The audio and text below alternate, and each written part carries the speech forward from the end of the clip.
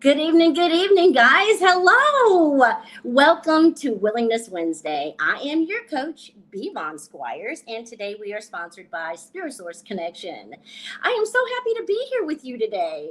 If you are new, I'd like to say welcome. Welcome, welcome.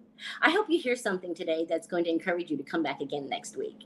If you are returning, oh my goodness, thank you so much. I could not do this without your love and support. Thank you so much for joining me again today. Okay, so you guys know I like to talk about things that they don't teach you in school and you probably won't hear about in normal dinner conversations, but you come here to learn those things that are so essential to having a well-rounded life, right? So that we don't grow just up, we also grow out, right? That's what it's all about.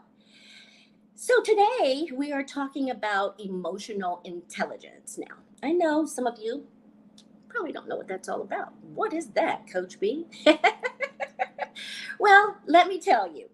Now, the IQ is what most people think is what gets them to the top. That's what gets them the wonderful jobs. That's what gets them the corner office.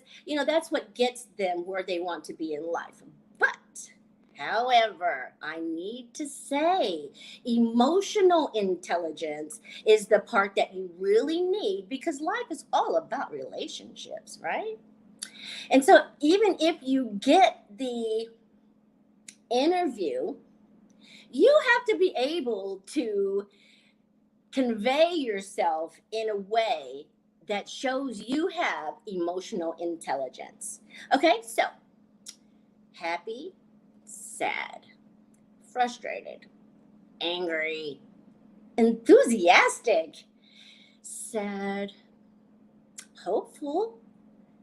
These are emotions. These are emotions. And even the good emotions, right, can get in the way sometimes. So, what I mean by that is if you are not able to identify your emotions, then chances are you're going to be enslaved by them. And what I mean by that is have you ever woken up and, just not in a great mood and you go through the day wishing so hard you could just shake it, but you don't know what it is you're feeling? I just feel some kind of way. Have you ever heard anyone say that? It makes me feel some kind of way. I understand that. I understand the some kind of way because I have emotional intelligence. And what emotional intelligence allows us to do is it allows us to have conversations and interact with people, right? And we not only listen to the words they are saying, but we're also able to communicate with people by the nonverbals. Yes. Now, remember, this is for people who are effective, who want to become highly effective, right? This is not for the average person. Emotional intelligence will challenge you, number one, to be aware of your mood. Not only to be aware of your mood, but to actually think about that mood and how it's affecting you and how it may have an effect on others. Most people aren't willing to give it that much thought. But I'm telling you, those are the ordinary mediocre people. People who want to succeed in life give emotional intelligence a lot of consideration and they work diligently on building their emotional intelligence skills. Now, there are 5 components to emotional intelligence. And so over the next few weeks, we're going to talk about each one of those 5 components. First of all, we have self-awareness, right? Then we have managing your emotions. Then we have empathy, right? Which was one of those habits that we talked about. Habit number 5 from Stephen Covey. And then we have handling your relationships, right?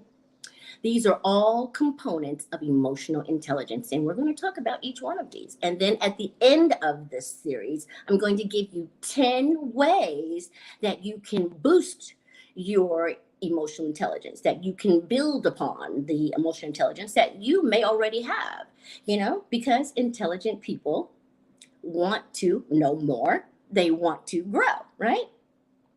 So, what I want to help you to understand today is that the self-awareness piece is the fundamental part of emotional intelligence.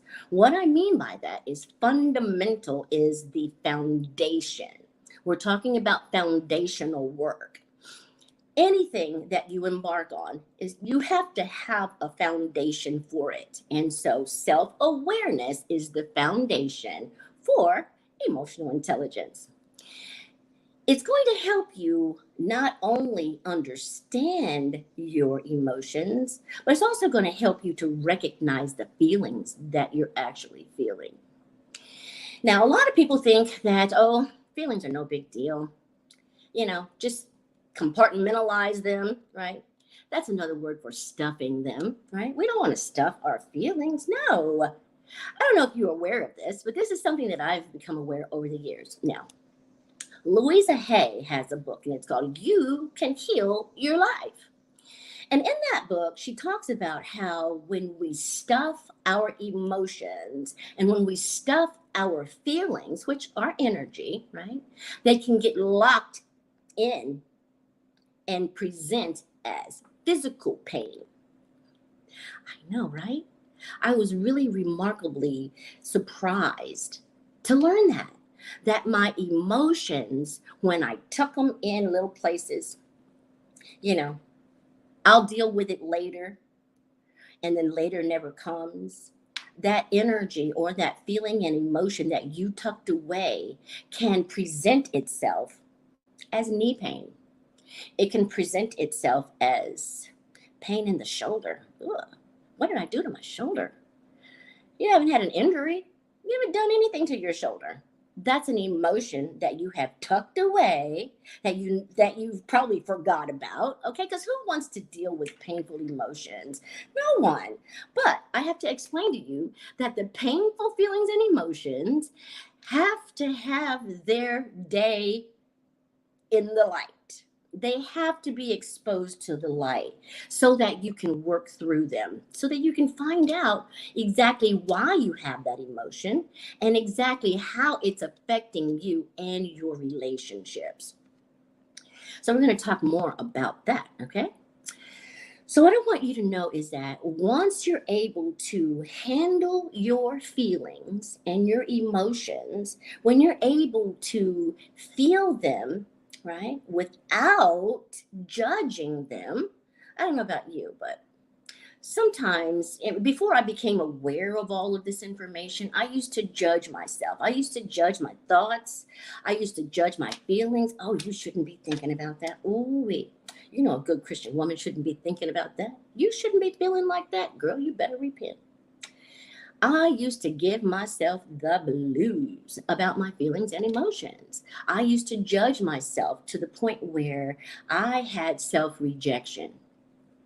Yeah, I had self-rejection because I was judging my feelings and emotions. But the more I became aware of emotional intelligence and aware of, you know what? There are enough people out there judging me. There are enough people out there judging you. You don't need to be one of those people, right? So we want to accept ourselves as much as possible. So self-acceptance and self-awareness kind of go hand in hand. And when I'm able to be aware of my feelings, aware of how I'm judging myself, then I can do something about it. Okay, so I want you to understand that there is a place in your mind, and it's called the neocortex, right? The neocortex is the part of your mind that allows you to use your conscious mind instead of your subconscious mind, right? The neocortex part of your brain, which is the left part of your brain, has a resistance to the amygdala. Such big words, coach. The amygdala is the right side of your brain. Now, back when we were cave people, and you know what I mean, uncivilized, and we had to go out and hunt for our food, the amygdala played a very huge role in how we maintained ourselves throughout the day. The amygdala is the part of us that says, oh my God, there's a lion. I better run. Woo! Get out, run, run, run, right?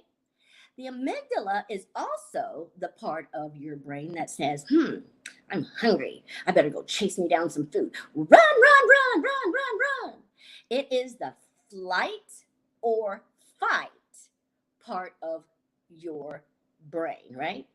And this part is activated by intense emotions. Now, I don't know about you, but we have many opportunities throughout the day to have some pretty intense emotions, right? So when I'm able to give the right percentage, if you will, right level, if I'm able to engage appropriately with the situation and not over magnify it, not overly respond or not overly react, right? Then I have an opportunity to use the left part of my brain, which is the neocortex. What I want to help you to understand is the fight or flight response that we enact with those emotions, those charged emotions, it has a way of what's the word I'm looking for? It has a way of I'm not sure exactly how to say this. It has a way of eating away at you. It has a way of stressing your organs. It has a way of stressing you.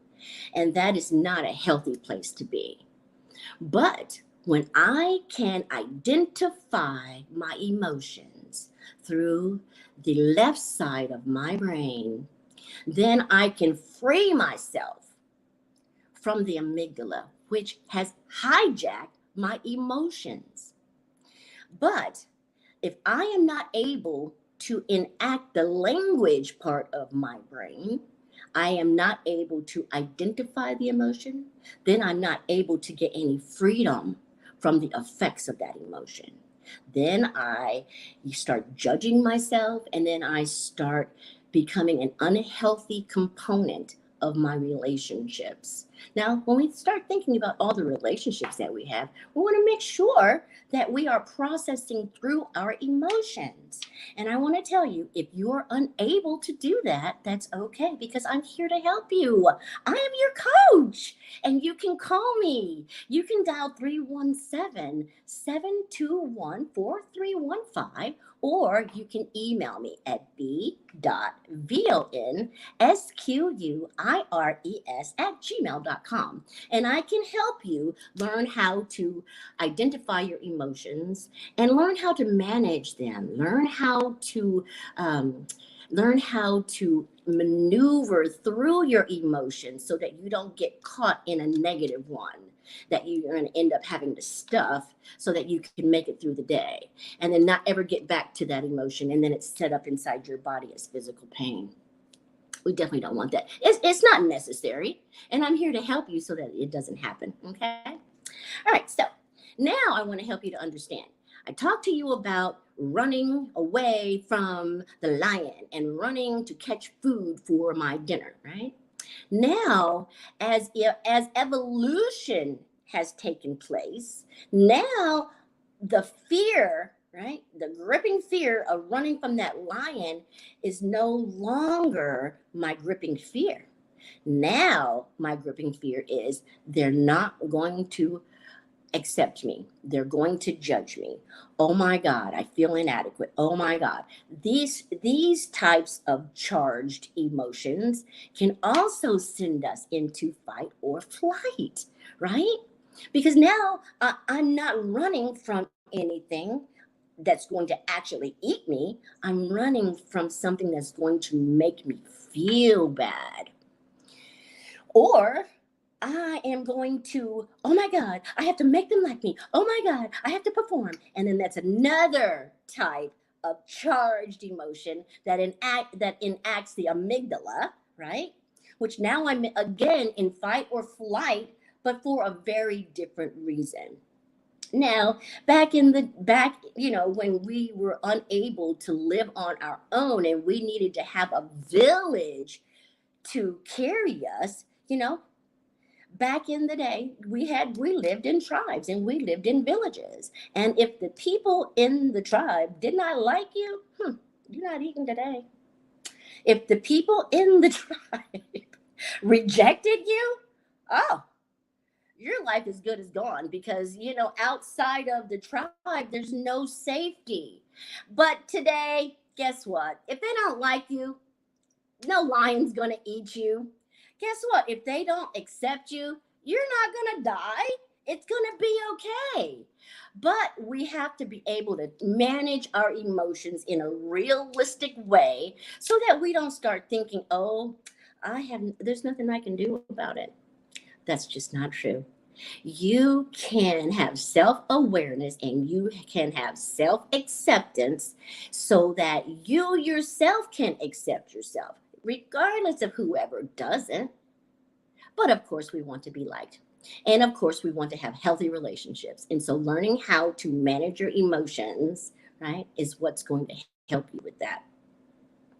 All right. So, I want to help you to understand now that when you're able to rise above your experiences, right, instead of becoming totally immersed in them, that's called metacognition. Metacognition means that I can, number one, I can identify my emotions. I can think about which emotions I'm feeling, right?